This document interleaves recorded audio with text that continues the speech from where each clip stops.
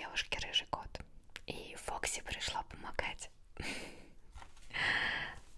Как все порой символично в жизни. Давайте смотреть, что нам с вами досталось в этом месяце. Коробка июля – это прикосновение тайны. Дорогой читатель, в этом месяце тебя ждет романтичная история любви, которая разворачивается на фоне Великой депрессии и поиска серийного убийцы. Мы перенесем тебя в 30-е годы прошлого века, чтобы ты вместе с героями книги смог разгадать преступника и спасти город.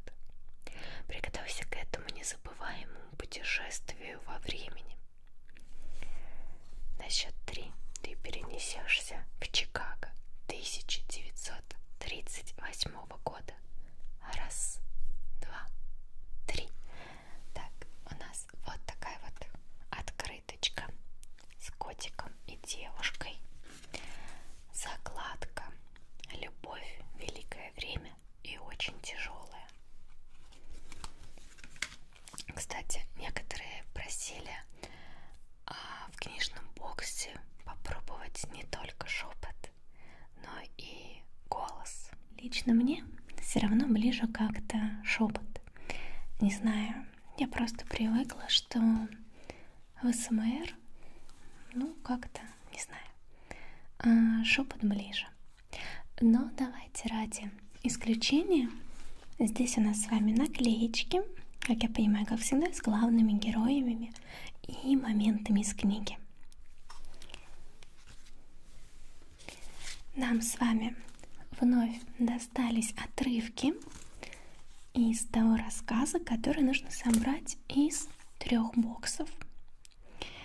Что же, это вторая часть. Давайте ждать август, когда мы с вами соберем все 3 части. И тогда, если вам интересно, то я прочитаю для вас данный рассказ. Ну и, конечно, сама книга. Вот так вот она выглядит. Так. И без обложки.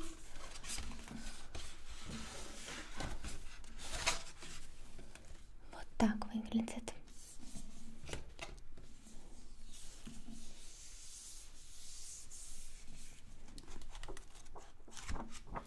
Но слушайте, именно в этом случае мне больше нравится сделанная обложка от данной фирмы коробочек.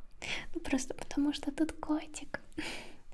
Вот, хотя здесь тоже так девушка, тоже с разноцветными глазами. Но вот это прям очень-очень-очень миленькая. Предлагаю приступить к открытию сверточков. Первый сверток — это 95-я страничка. Что-то большое, но легкое.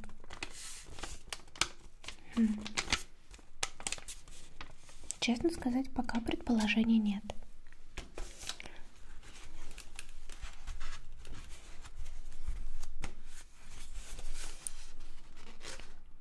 Мне кажется, или они стали разноцветными? По-моему, раньше они были черно-белые, вот эти наклеечки.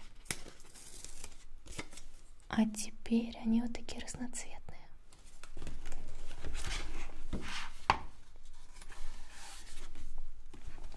Хорошо, что у нее при себе был запасной ключ. Она услышала, как Чарли жалобно мяукает из-за двери, и выпустила его. Осмотрела комнату, пытаясь понять, не нашалил ли в ней кот. Кто знает, сколько времени он там просидел. И заметила на столе у Мэллоуна открытые папки с бумагами, а на стене над столом большую карту Кливленда. Часть бумаг валялась на полу. Она не знала, кто их раскидал, кот или сам Мэллоун, но решила, что Чарли, потому что в комнате царил безупречный порядок. Она поспешила собрать бумаги, уложила их в папку и сунула на стол к остальным. И замерла, заметив внутренним взором какой-то дом и знакомое лицо. Так, но здесь много говорится про какие-то бумаги и папки, так что, возможно, здесь какая-нибудь папка для хранения бумаг.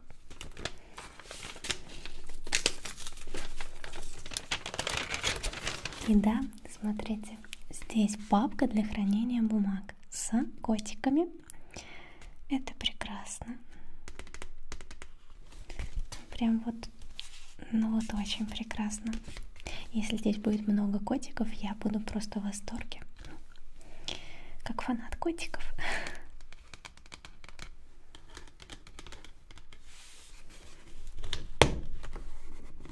Вот такая вот папочка.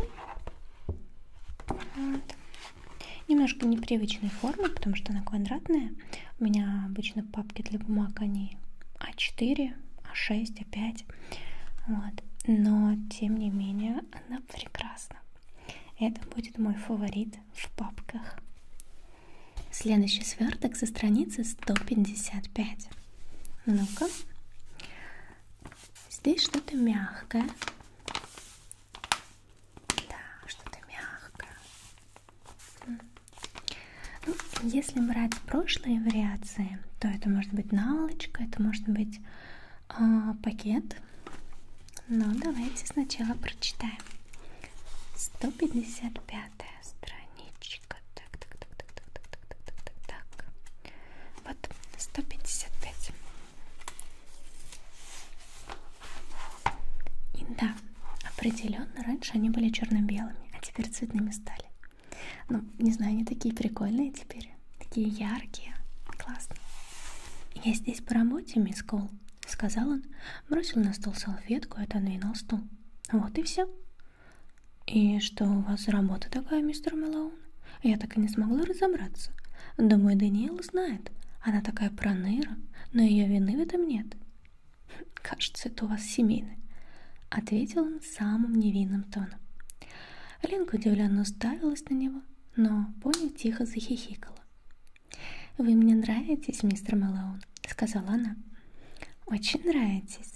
Думаю, вы как раз то, что доктор прописал». «Как скажете. А теперь попрошу меня извинить, но меня ждет работа. Скучная, монотонная работа, которую мне хотелось бы закончить, и чем раньше, тем лучше». «Конечно, мой дорогой», — сказала Ленка, вся лучась добротой и радостью. «Вы только не слишком спешите и не сбрасывайте со счетов Даниэлу, иначе упустите что-то важное». Спускаясь по лестнице, он столкнулся с Дани, которая поднималась ему навстречу. Она сдержанно поздоровалась с ним, он ответил ей в той же манере, и на этом они разошлись. Так, знаете, я думаю, что здесь, наверное, про салфетку. Очень надеюсь, потому что, если честно, я проморгал, откуда именно я сняла этикеточку.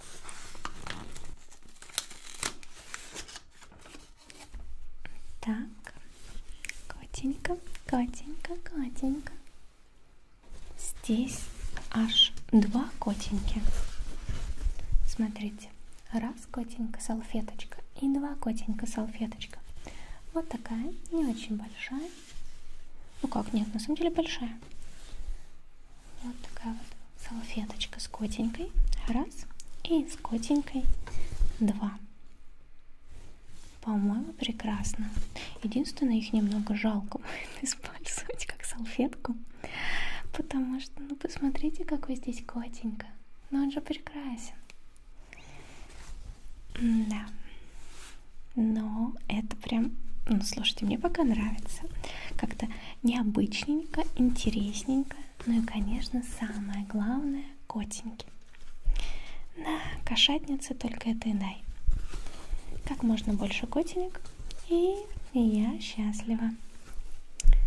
Хорошо. Следующий сверток выглядит у нас вот так. По ощущениям, я подозреваю там свечку, потому что они были в похожих упаковках в прошлые разы. Страничка 306. Давайте проверим.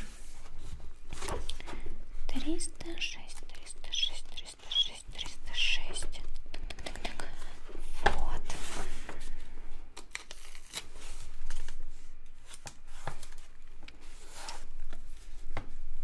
Пора мертвые, их прежняя сущность, завладевает мной, как огонь завладевает стопкой старых газет, а порой Никакого огня вовсе нет, и я вижу одни лишь мелькающие образы, плоские, холодные, безличные, как свеча за далеким и едва видным окошком.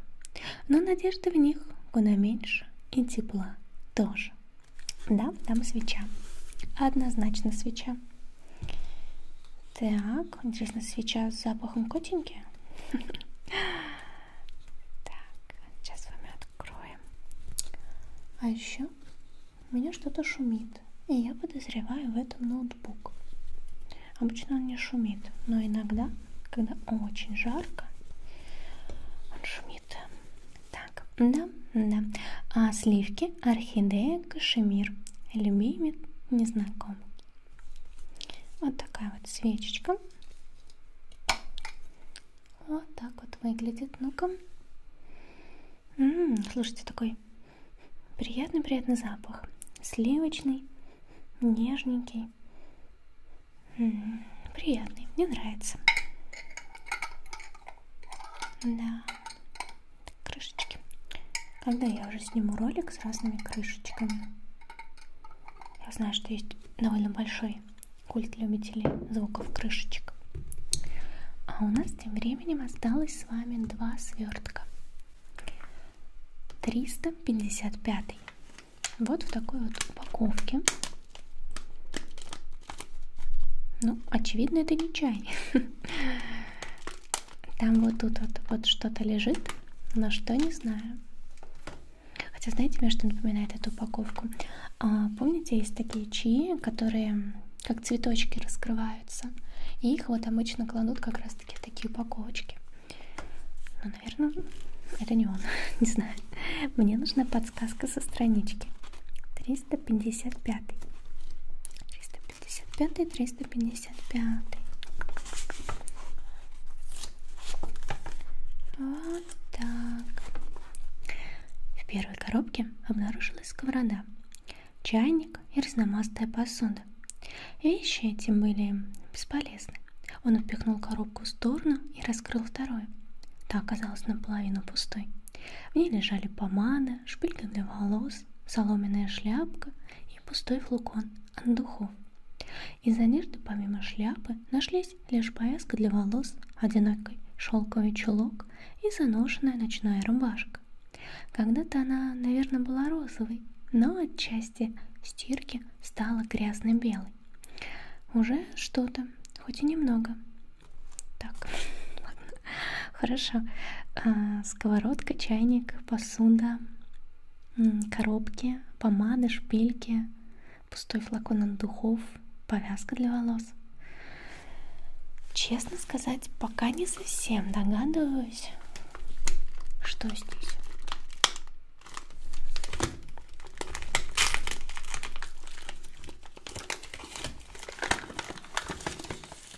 О, вот что здесь. Ну, слушайте, я бы так и не догадалась. Смотрите. Это сисечка для чая в виде сердечки. Так, а как там будет пользоваться? Ага, вот так вот он открывается. Сюда чаечек.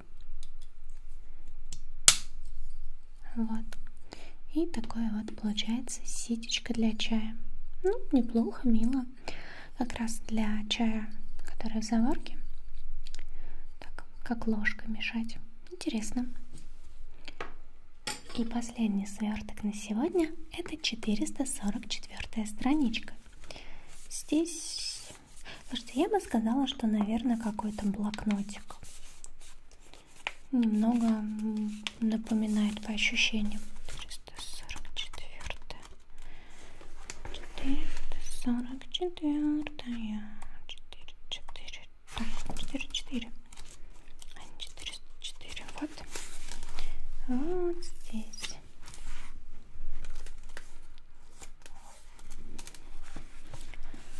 Дарби не заходил к ней в ателье, хотя она его и пригласила. Но как-то раз она обнаружила у себя в тележке букетик желтых цветов. В другой раз там нашлась крупная медная пуговица с оттиснутым ликом святого Христофа, а потом томик стихов Эмили Диккенсон. Она коснулась кожаной обложки рукой, но книжка была совсем новой и сохранила лишь краткое прикосновение ладони книгопродавца. И все же она точно знала, что это подарки Дарби. Так.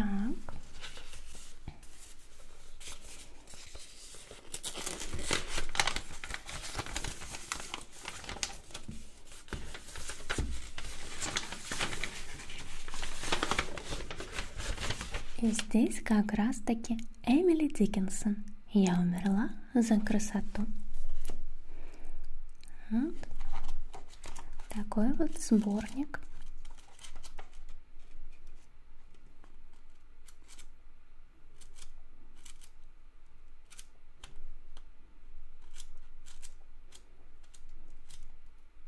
Мы вновь пошли вперед, и вывел нас маршрут к тому скрещению всех дорог, что вечностью зовут. Интересненько. Ну что же, вот такое вот содержание у нас получилось. Книга в обложке, свечка, две вот таких вот салфетки с котеньками, ситечка для чая, открыточка, закладочка, наклеечки, описание, прекрасная папочка с котиками, сборник стихов и вторая часть рассказа, который мы с вами дособерем в августе. Что ж, я предлагаю немного поближе познакомиться с книгой, почитав пару страничек. Давайте вообще с ней познакомимся, потому что я как-то так быстро перепрыгнула. Любимый незнакомец Эми Харман. История любви и смерти на фоне Великой депрессии. Эми Харман – это автор более 20 романов, переведенных на 22 языках. Каждый ее роман – это глубокие эмоции, которые не угасают, даже когда последняя страница давно прочитана. История любви, которая разворачивается на фоне Великой депрессии и поиска серийного убийцы. Впервые исторический детектив от королевы сентиментальной прозы Эми Харман. 1923 год. Чикаго. Родители 10-летней Дани Фленаган погибли при загадочных обстоятельствах. Тогда офицера Майкла Мэлоуна заставили замолчать, и дело быстро закрыли. 15 лет спустя в Кливленде происходит убийство при схожих обстоятельствах. Дороги Дани и Майкла вновь пересекаются. Теперь сомнений нет, в городе орудует маньяк. Темные секреты прошлого и общее расследование сближают Дани с Майклом. Благодаря необычному дару Дани способна лучше других понять мотивы убийцы. Успеет ли она вычислить маньяка до того, как станет его жертвой? Рискнет ли сознаться в своих чувствах к человеку, с которым связана самая большая трагедия ее прошлого? Так, давайте посмотрим, есть ли у нас здесь пролог. Да, у нас есть с вами здесь пролог. Так.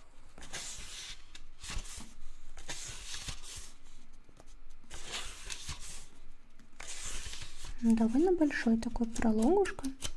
Ну, давайте попробуем начать, а там как пойдет.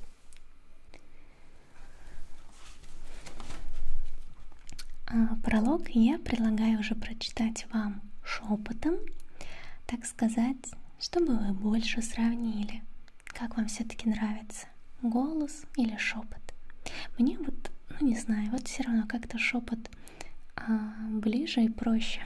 Да и, не знаю, может быть просто потому, что мне мой голос не особенно именно нравится. Вот так к шепоту я как-то привыкла. Вот. Так что это уже прочитаю вам шепотом. Пролог. Январь 1923 года. Мама спала, чуть слышно похрапывая, словно в горле у нее что-то тихо вскипало. Таня погладила ее по щеке. Мама устала, потому что они с папочкой ругались всю ночь напролет. Ссорились, обнимались, целовались, дрались и снова ссорились. Последний раз папочка слишком долго не возвращался, и мама тревожилась. Без конца мерила шагами комнату и до крови скрысла кожу вокруг ногтей. красивые. Она их красит для папочки, и губы тоже. Мама любит папочку. Папочка любит маму. Тетка Сузанна говорит, что они слишком любят друг друга. Зато сама тетка Сузанна папочку не любит. Она говорит, он дурак. Папа не нравился ни одной из маминых теток. Тетка Ленка говорила, что он слишком красивый, а тетка Вера, что от него одни неприятности. «Бери Даниэлу, Анетта, и возвращайся в Кливленд», — убеждали они маму. Тетки вырастили маму, и она привыкла их слушаться. Но когда они говорили такие вещи, она лишь мотала головой. «Я выбрала Джорджа Флэннегана, тетя. Я хочу быть рядом с ним, и я не позволю вам плохо о нем отзываться. Я жена Джорджа, Даниэла дочь Джорджа». Мама звала ее Даниэлой, только когда говорила с тетками. Тетки сказали, что ребенка нужно назвать в честь прадеда Даниэля, самого первого коса, осевшего в Кливленде. И мама с папочкой почему-то согласились. Даниэла Флэннеган — идеальное имя, любил повторять папочка. «Я не идеальная», — возражала ему Даниэла. «Совершенно идеальная, такая же, как твоя мама. У нее тоже идеальное имя». «Анетта значит жалостливая», — заочно отвечала Таня. Тетушки вечно твердили ей об этом. «Вот именно, ты у меня умница. Твоя мать сжалилась надо мной и вышла за меня замуж». «Но тетушкам ты пришелся не по душе». «Да, тетушкам я пришелся не по душе». «Я люблю тебя, папочка». «Я тоже люблю тебя, Таня Флэннеган». Ей нравилось, как все ходило ходуном, когда папочка возвращался домой. Нравились его тяжелые шаги, его смех, запах, неспособность тихо себя вести. Папочка все делал громко, кричал, хохотал, топал, храпел. Мама тоже сейчас похрапывала, но только совсем не слышно. Да и мама устала. Таня высвободилась из ее объятий и собрала книги, которые они купили у О'Брайена. Несмотря на усталость, мама весь день пыталась чем-то себя занять. Они сходили в собор Святого Имени и поставили за папочку свечку. Потом заглянули в цветочную лавку Шеффилда на другой стороне улицы и понюхали розы. Купили у уличного разносчика хот-дог, а под конец зашли в свой самый любимый магазин, в книжный, к О'Брайену. Мама любила книги, но еще больше она любила, когда Таня рассказывала ей о них, даже не открывая. Большая книга в обтрепанной по углам синей матерчатой обложке прежде принадлежала болезненному, сильно кашлявшему мальчику с длинными тонкими руками. В книге о нем не было ни слова, но он когда-то любил ее читать. Читая, он тихонько произносил вслух каждое слово, а его голос походил на голос мистера О'Брайена. Мама говорила, что мистер О'Брайен из Ирландии, прямо как папочка. Может, мальчик, который читал эту книгу, тоже приехал из Ирландии, а может, ее привез из океана в свой чикагский магазин сам мистер О'Брайен. Другие книги, которые мама купила, никто уже очень давно не читал. Коснувшись одной из них, Таня хихикнула. Ее клали под попу непоследливому малышу, потому что иначе он не доставал до обеденного стола.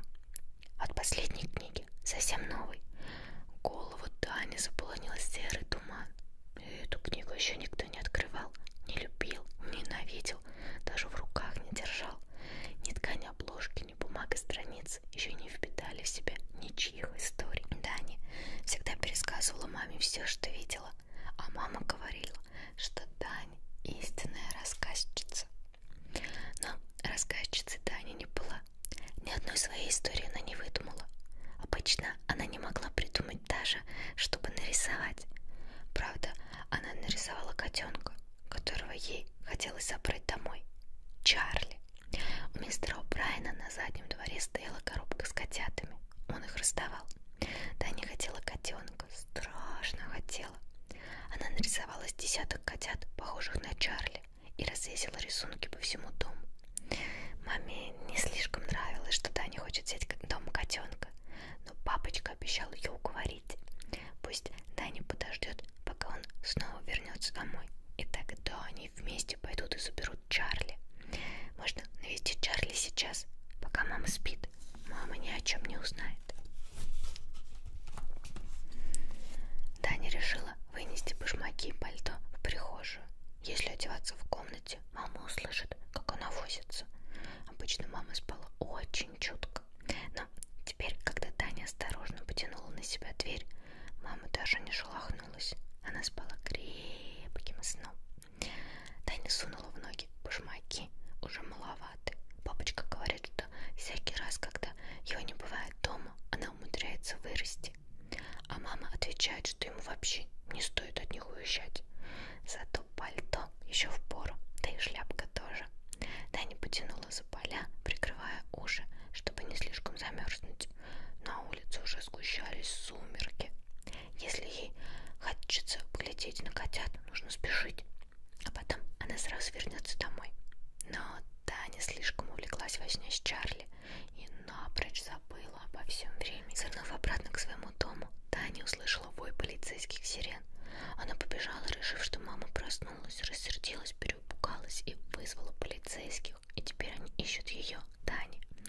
И вот прямо перед их домом улицу перегораживали две полицейские машины. На крышах мелькали сирены, дверцы были распахнуты. Подъехала еще одна машина, из нее вылезли еще трое. Они двинулись во двор, где уже стояли две других полицейских. Папочкина машина тоже стояла у дома.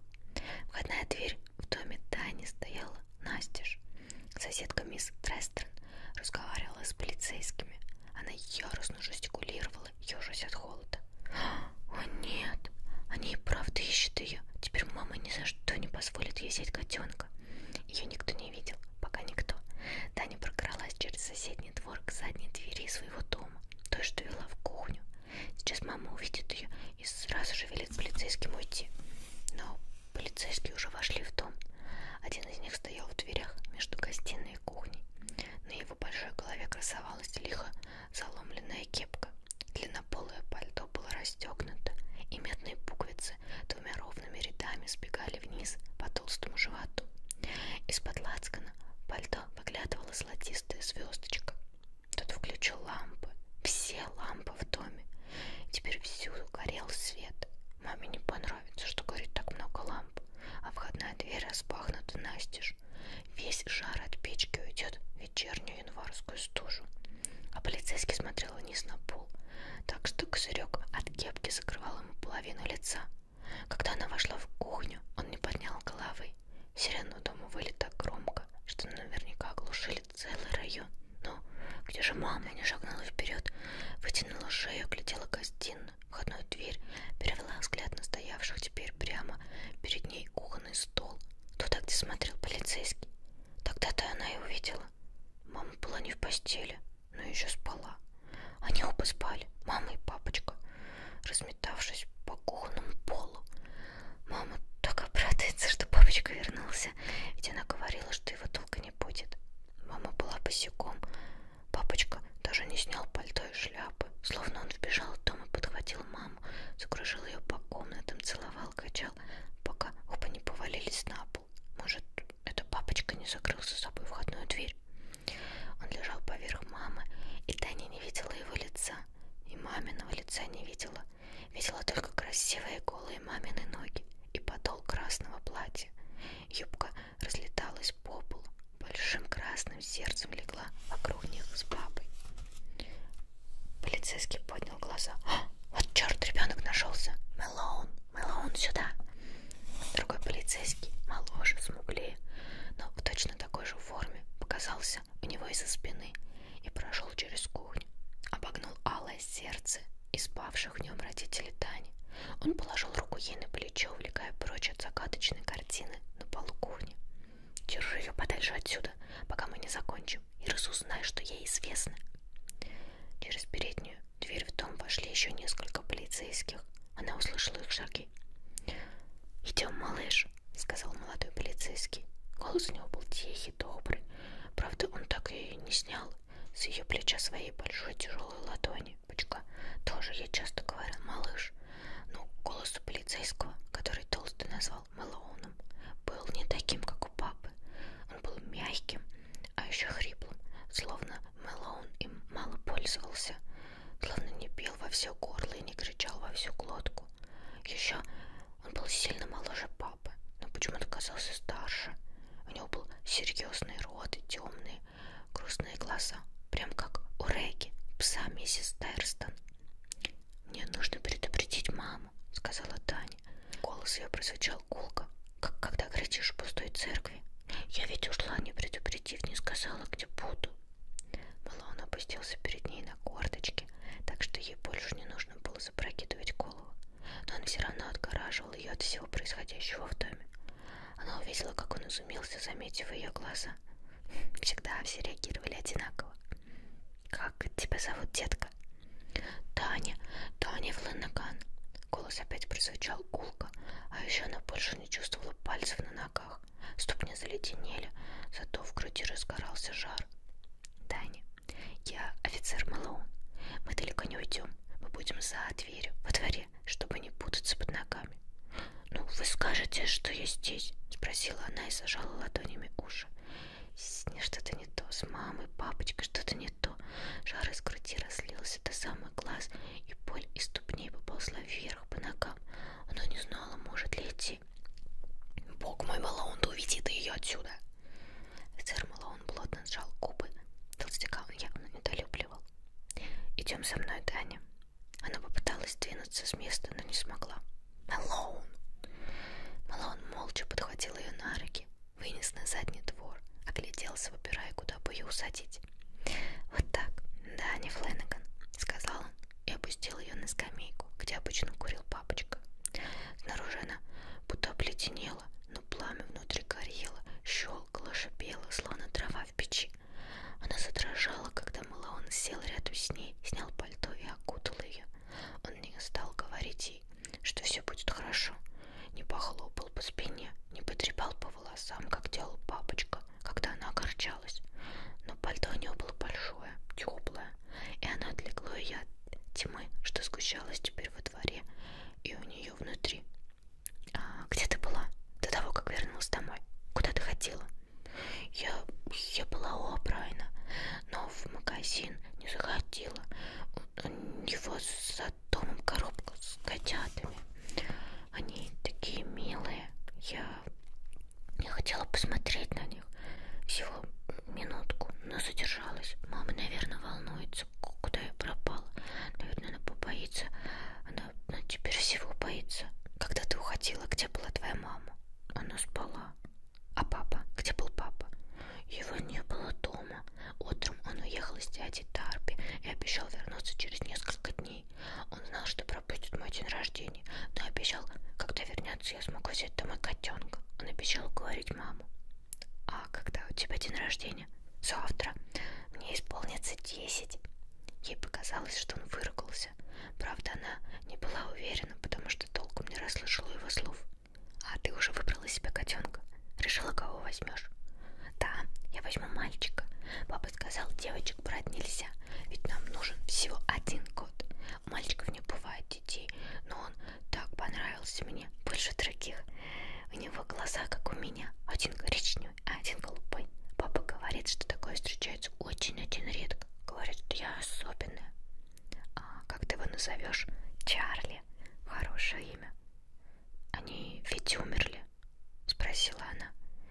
Ей не хотелось говорить о Чарли, ей хотелось к маме. Хотелось, чтобы папочка вышел из дома и велел Мэлоуну и другим полицейским убираться восвояси. Мэлоун снова чертыхнулся, и на этот раз она расслышала его слова. Он перекрестился и взглянул на нее. Глаза у него блестели, а губы дрожали. «Да, Таня, они умерли. Мне ужасно жаль».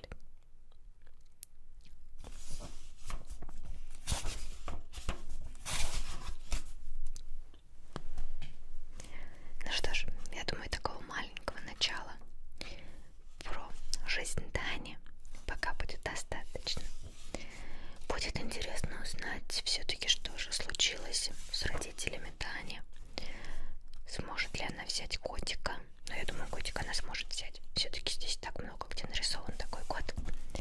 Так что вот. А еще интересно больше узнать про ее дар, который, когда она